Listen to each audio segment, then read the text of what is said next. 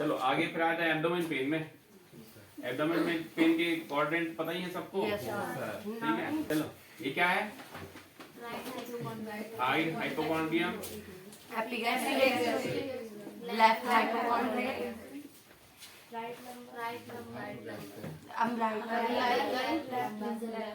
नीचे नीचे sir, number नीचे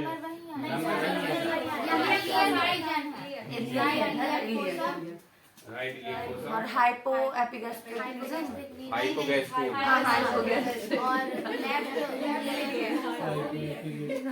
चलो कॉजेज बताते जाओ। राइट हाइपोकॉन्ड्रियम में पेन के कॉजेज क्या हैं? एक्यूट कोलेसिस्टाइटिस, हाँ, acute cholecystitis, acute pancreatitis, sir pancreatitis का वहाँ पे नहीं आता राइट। पैंक्रियाटाइटिस का भी होता है। पेन आता है भैया एक पेन जो है 10 जगह हो सकता है। एक्यूट अपेंडिसाइटिस का पेन राइट इलियक फोसा में जरूरी थोड़ी है कि वहीं हो, वहां पे भी हो सकता है, राइट लंबर में भी हो सकता है, राइट हाइपोकॉन्ड्रियम में भी हो सकता है। रेट्रोसिकल अपेंडिसाइटिस होता है पीछे साइड, उसका पेन राइट हाइपोकॉन्ड्रियम में ही होता है, रेट्रोसिकल अपेंडिसाइटिस। बाजार हो। तो रेट्रोसिकल अपेंडिसाइटिस है, उसका पेन राइट हाइपोकॉन्ड्रियम में ही होता है। ठीक, आगे हेपेटाइटिस, कंजेस्टिव हेपेटोमेगेली। अगर किसी भी कारण से पेशेंट को ऊपर है, एनीमिया है, चाहे सीसीएफ है, उसके कारण लिवर के चारों तरफ जो कैप्सूल होता है उसको क्या बोलते हैं? ग्लीसन्स कैप्सूल।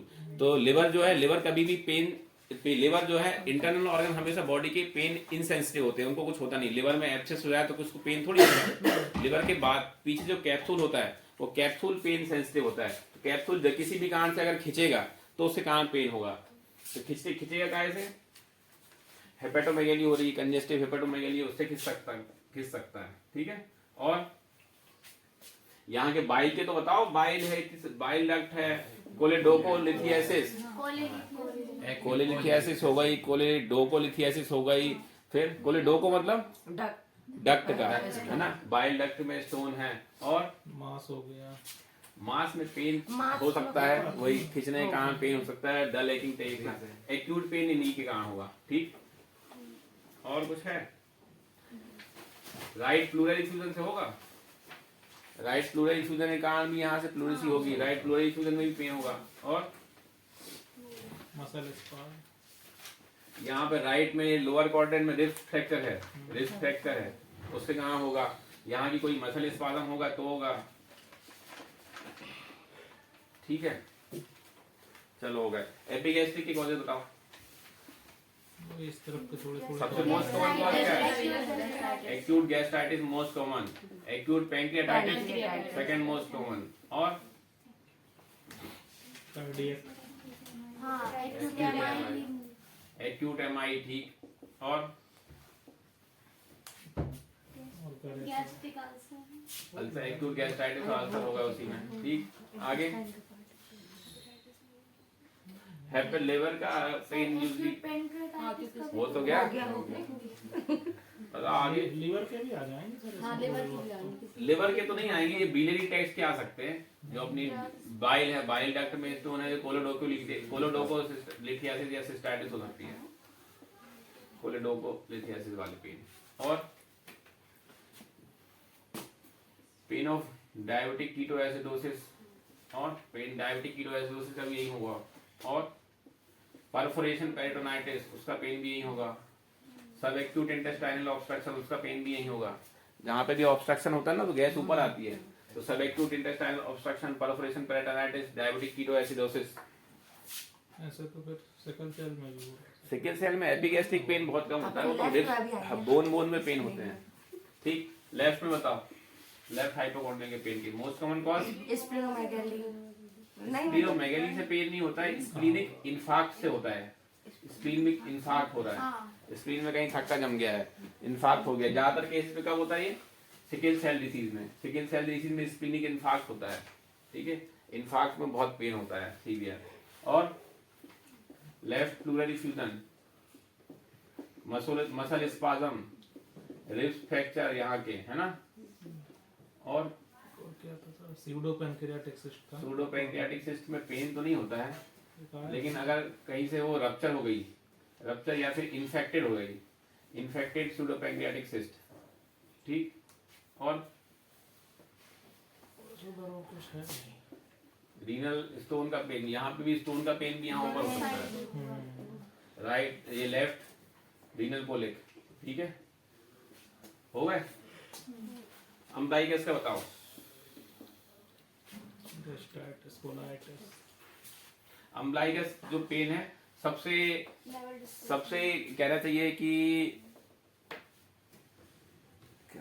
Rare. रेयर नहीं, कॉमन ये मोस्ट कॉमन पेन तो है ही।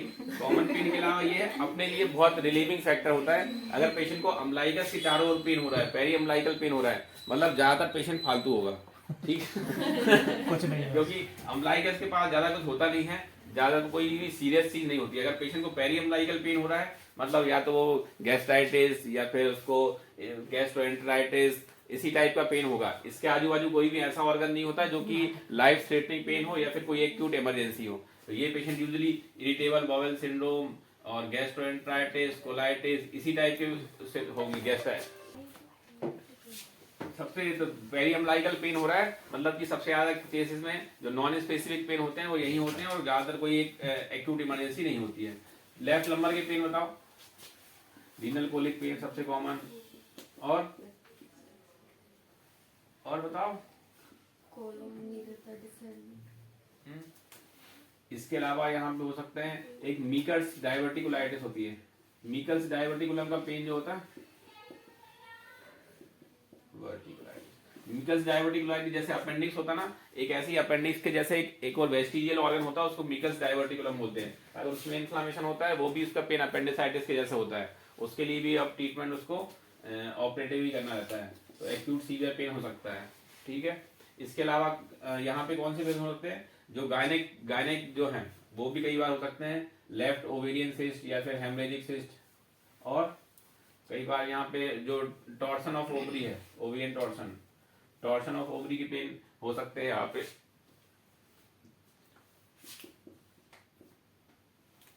ठीक है।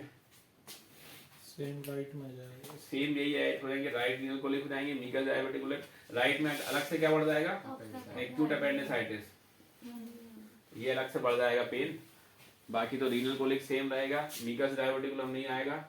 और ओवेरियन और गायनिक कोज हो सकते हैं, जो ओवेरियन सिस्ट है, हेमरेजिक सिस्ट हो, चाहे टॉर्सन हो, चाहे अलग से हो। राइट इलेक्ट हो सके पेन बताओ। गायनिक। पहला वही है, एक्यूट अपेंडिसाइटिस, ठीक है। हाँ इसके अलावा यूरेट्री। यूरेटरिक स्टोन, ठीक। और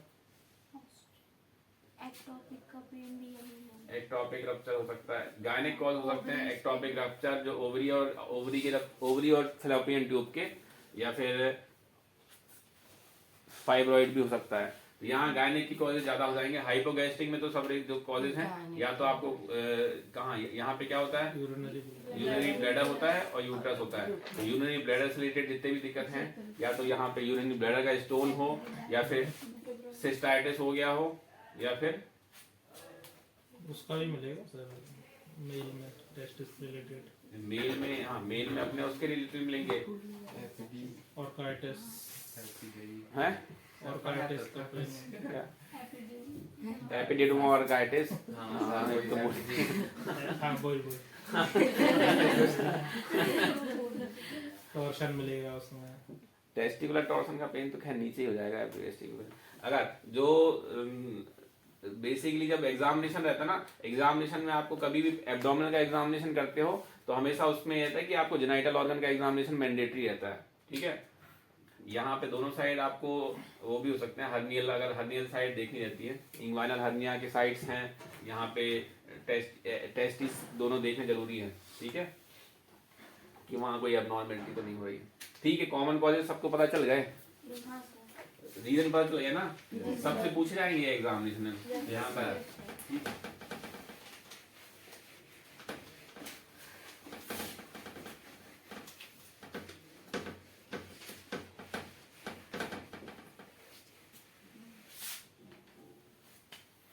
फिर अब आते हैं अप्रोच। ये तो हो गई अप्रोच।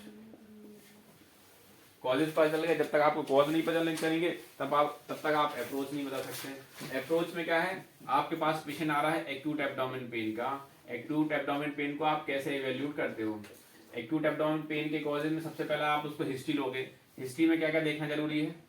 हिस्ट्री में पेन की आप इंटेंसिटी देखोगे, कितना सीवियर पेन हो रहा है, ठीक है। सीवियर पेन के साथ साथ पेन का कैरेक्टर देखोगे, सीवियरिटी के साथ कैरेक्टर कैसा है। मैंने कहा था कैरेक्टर जो पेट में दर्द होते हैं, पेट में दर्द हो सकते हैं या तो इन्फ्लामेटरी होगा या फिर कोई भी चीज का इन्फ्लामेशन के कहाँ होगा या फिर स्पाज्म के कहाँ होगा। कोई भी चीज स्पाज्म हो रही है, स्पाज्म क्या क्या चीजें होती है मैंने बताया था। गॉल ब्लैडर है, गॉल ब्लैडर जल्दी स्पाज्म देता है, यूरेटर है, यूरेटर स्पाज्म करता है, और इंटेस्टाइन अपने आप में जो पेरिस्टाल्टिक मूवमेंट के लिए स्पाज्म करती है। तो ये तीन चीजें स्पाज्म हो सकते हैं। स्पाज्म का पेन जो होगा रोक रोक के होगा, ठीक है। ये पेन जो है गॉल ब्लैडर का पेन कब बढ़ जाएगा? जब आपको खाना खाने के बाद, यूजुअली आफ्टर मील। कोली की पेन भी आफ्टर मील होगा। यूरेट्रिक पेन का खाने से कोई रिलेशन नहीं है, कभी भी हो सकता है, लेकिन ये इनका पेन का कैरेक्टर हमेशा कैसा होगा? रह रह के पेन होगा, रुक रुक के पेन होगा, 15-15 मिनट से 10 मिनट से ऐसा पेन होगा, और सीवियर पेन होगा। इन्फ्लामेटरी पेन जो होगा वो कंटिन्यूअस पेन होगा, लगातार होता रहेगा, डर लगेंगे तेज हो जब भी हो, लेकिन लगातार होगा पेन। तो पेन का कैरेक्टर देखना है कि स्पाज्मोनिक टाइप का है कि कंटिन्यूअस हो रहा है पेन, पेन की सिवियरिटी कितनी है, साथ में एसोसिएटेड फैक्टर क्या क्या है उसको। एसोसिएटेड फैक्टर मतलब पेशेंट को साथ में वॉमिटिंग हो रही है कि नहीं हो रही, लूज मोशन हो रहा है कि नहीं हो रहा है, एब्डोमेन पेन के साथ स्वेटिंग तो नहीं हो रही है, एब्डोमिनल डिस्टेंशन तो नहीं हो रहा है उसका यूरिन या फिर मोशन उससे रिलेटेड कोई दिक्कत तो नहीं, या तो मोशन तो नहीं रुके हुए हैं और गैस पास हो रही नहीं हो रही, या यूरिन पास हो रही नहीं हो रही। तो ये सब कैरेक्टर आपको देखने हैं, उसके सबसे हिस्ट्री में पूछने हैं, ठीक है। हिस्ट्री में इतनी चीजों के जो लोकलाइजेशन है पेन का, सीवियरिटी, कैरेक्टर और एसोसिएटेड फैक्टर, इन दोनों के बाद, इन सब चीजों की हिस्ट्री लेने के बाद आप उसमें थोड़ा कंक्लूजन में लोगे कि आपको एग्जामिनेशन कहाँ का करना है, ठीक है। एग्जामिनेशन में आपको क्या क्या देखना रहता है? इंस्पेक्शन, पाल्पेशन, परकशन और ऑस्कल्टेशन। इंस्पेक्शन पाल्पेशन तो छोड़ दो, ज्यादा कुछ नहीं करते हैं। अब आते हैं पाल्पेशन, है ना। पाल्पेशन में आपको जहां पे उसको टेंडरनेस होती है उसको सबसे लास्ट में करना है एग्जाम में। ये रूल मैंडेटरी है। क्यों करना है? नहीं, क्योंकि उसका अगर पेन होगा ना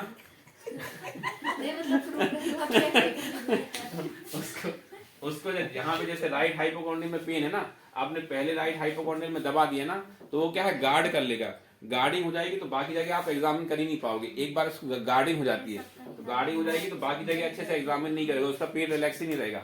तो उसका पेन रिलैक्स रखने के लिए क्या है, जहां पे आपको पेन नहीं हो रहा है बाकी जगह आप पहले एग्जामिन कर लो, ठीक है, कि बाकी जगह में कोई स्वेलिंग तो नहीं मिल रही है, ठीक है। एक बार उसने गार्डिंग कर ली है तो फिर गार्डिंग के कारण बाकी जगह का एग्जामिनेशन कर नहीं पाते अपन अच्छे से, ठीक। पाल्पेशन में आपको लोकलाइज टेंडरनेस है कि नहीं है वो पता चलेगी।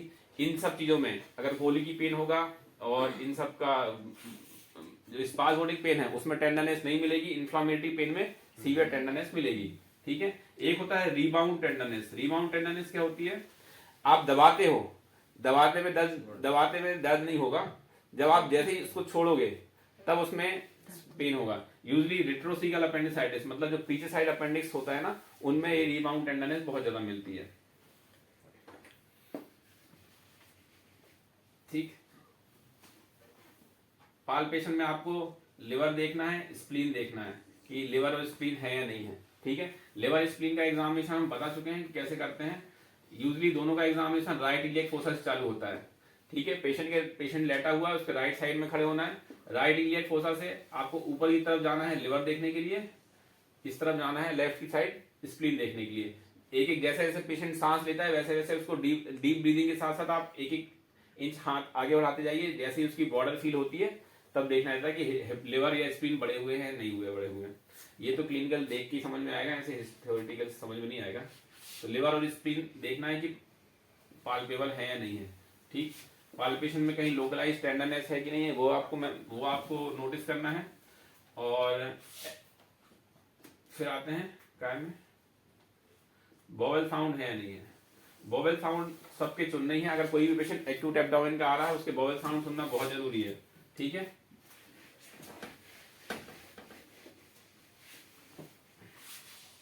नॉर्मल वोवेल साउंड कितने होते हैं? आपको 4 जगह पे सुनना है पेट के अंदर, ठीक है? 4 क्वाड्रेंट बना लो पेट के, चारों क्वाड्रेंट में 1 मिनट तक आपको वोवेल साउंड सुनने हैं, ठीक है?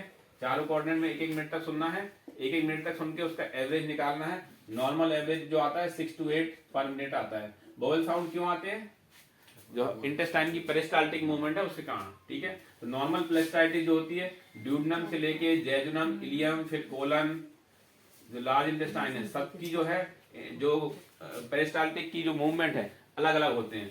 यूजली यहाँ पे जो होते हैं वो 6 to 8 होते हैं, फिर नीचे आके थोड़े बढ़ जाते हैं, 10 से 12 हो जाते हैं, कोलन में भी 10 से 12 ऐसे रहते हैं। तो ऑलमोस्ट 6 से लेके 12 तक हो सकते हैं, ठीक है? इनका अपन एवरेज निकाल लेते हैं चारों जगह साउंड सुन के।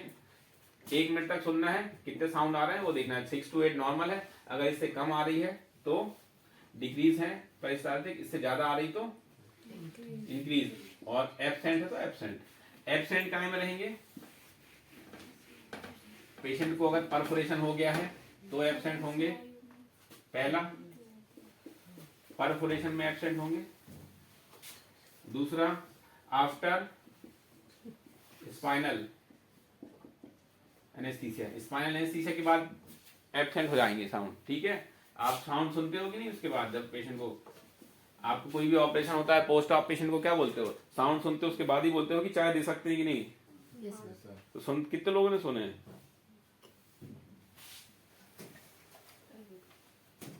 कितने लोगों ने सुने हैं? सर कभी कभी सुनते 3-4 दिन में जब मतलब वो कहते हैं कि नहीं, पास नहीं हुआ है। पोस्ट ऑप में कितने सुने? सेकेंड डे में। फर्स्ट सेकेंड फ्लोर में किसकी ड्यूटी रहती है? सेकेंड फ्लोर में जिसकी भी ड्यूटी है, आगे ध्यान रखो, पोस्ट ऑप में जो भी पेशेंट है जिसका 1 दिन पहले ऑपरेशन हुआ है, एनबीएम है, उसको पहले नेक्स्ट डे बॉयल साउंड सुनने हैं। बॉयल साउंड आने लगे हैं तभी आप उससे बोलते हो कि उसको ओरल अलाउ कर सकते हो, ठीक है? After spinal anaesthesia. तीसरा पैरालाइटिक इलियस। पैरालाइटिक इलियस यही है, आफ्टर स्पाइन भी हो सकता है या फिर कोई इलेक्ट्रोलाइट इम्बैलेंस हो या फिर और दूसरा कोई काज है जिसके कारण इलियम पैरालिसिस हो जाती है इंटेस्टाइन, तब भी नहीं आएंगे साउंड।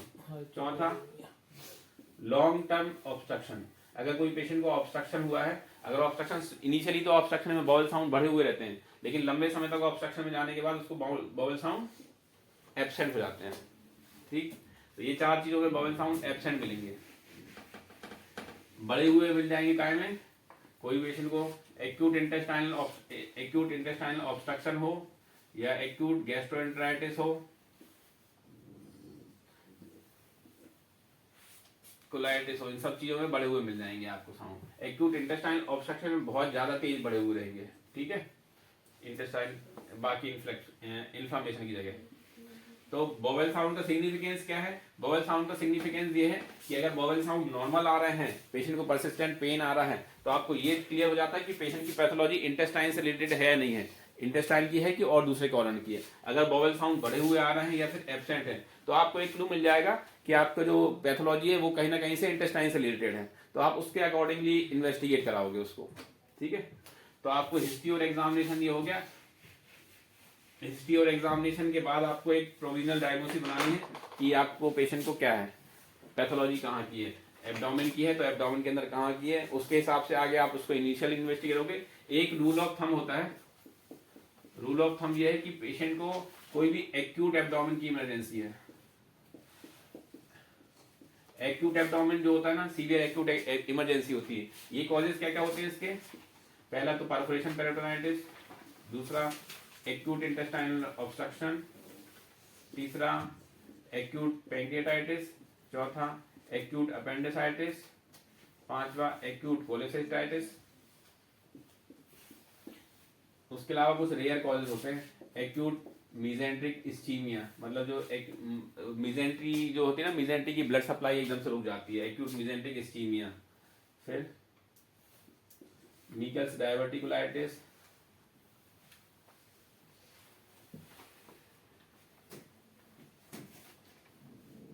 फिर कुछ गायनिक कॉजेज होंगे, ectopic rupture, torsion of ovary, ठीक है?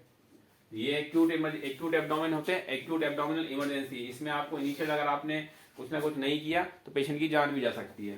तो ये रूल ऑफ थंब है, एक्यूट एब्डोमिनल पेशेंट को एनबीएम तो रख ही दिया करो, ठीक है। एनबीएम रख दो, मुंह से कुछ मत लो, क्योंकि ज्यादातर केसेस हैं उसमें मुंह से लेने में सब एग्रीवेट हो जाएंगे, चाहे वो परफोरेशन हो, चाहे वो ऑब्स्ट्रक्शन हो, पैंक्रेटाइटिस हो, अपेंडिसाइटिस हो या कोलेसिस्टाइटिस हो, मुंह से आप कुछ भी दोगे तो ये सब एग्रीवेट हो जाएंगे, सब बढ़ेंगे ही, ठीक है। तो ये रूल ऑफ थंब होता है, एक्यूट एब्डोमेन में पेशेंट को आपको एनबीएम तो कर ही देना है, ठीक है। एनबीएम करने के बाद आपको उसको फ्लूइड और बाकी चीजों से रेसिसिटेशन करना है। मीनवाइल आपको इन्वेस्टिगेट कर लो उसको, क्योंकि एब्डोमेन के जब तक आप उसको इन्वेस्टिगेट नहीं कराओगे तब तक आपको क्लियर कट डायग्नोसिस नहीं बन सकती। क्लिनिकली एब्डोमेन में आप 100% श्योर हो ही नहीं सकते कि आपको डायग्नोसिस क्या है। रेस्पिरेटरी या फिर कार्डियक में आपको क्लिनिकली और सिर्फ ईसीजी से आप क्लियर कर सकते हो, एब्डोमेन में बहुत क्लियर कट नहीं हो सकता। आप यूएसजी एब्डोमेन भी करा लो, सीटी भी करा लो, कई बार सब इन्वेस्टिगेशन कराने के बाद भी आपको डायग्नोसिस क्लियर नहीं हो पाती कि पेट में है क्या, ठीक है। तो जब तक कई बार ओपन करने की जरूरत करती है, ओपन करने के बाद ही समझ में आता है क्या है। तो इनिशियल ट्रीटमेंट में आपको यही करना है, पेशेंट को एक एनबीएम कर दो, पेशेंट को देख लो, एनबीएम फ्लूइड बाकी रेसिस्टेशन चालू कर दो, देख लो फ्लूइड देने के पहले कि पेशेंट को कार्डियक तो नहीं है, ठीक है। और इनिशियली आप सिम्टोमेटिक ही ट्रीटमेंट देना है, सिम्टोमेटिक ट्रीटमेंट दो, मीनवाइल आप इन्वेस्टिगेट कर लो आगे क्या क्या करना है, ठीक है।